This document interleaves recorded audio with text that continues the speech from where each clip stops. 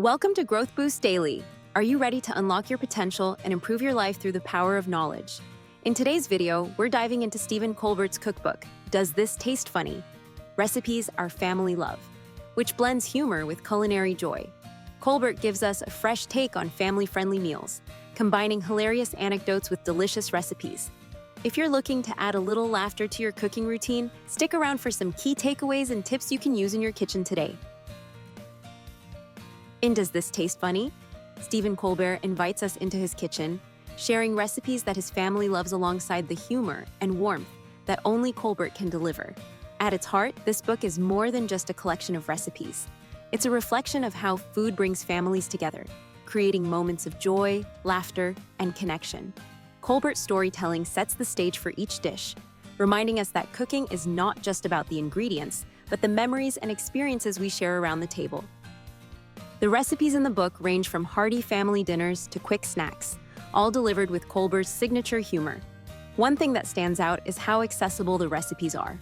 Colbert emphasizes that you don't need to be a professional chef to create meals your family will love. His recipes often include simple ingredients and easy-to-follow steps, making them perfect for anyone looking to bring fun back into their cooking routine.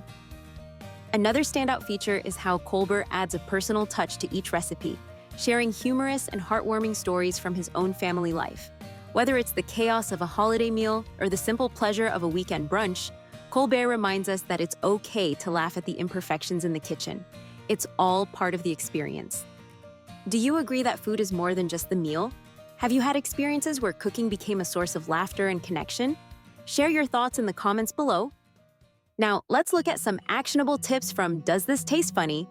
That you can bring into your own kitchen to make mealtime more fun and stress-free. 1. Embrace imperfection in the kitchen. Colbert reminds us that not every dish will turn out perfectly, and that's okay. Embrace the imperfections and use them as an opportunity to bond with your family. If something goes wrong, laugh about it and move on. The joy comes from the experience, not perfection. 2. Make mealtime a family affair. Get your family involved in the cooking process. Whether it's chopping vegetables or setting the table, engaging everyone in the meal preparation can make it a fun, shared experience. It also takes some of the pressure off the cook. 3. Use simple, familiar ingredients. Colbert's recipes emphasize using ingredients that are easy to find and familiar to most households.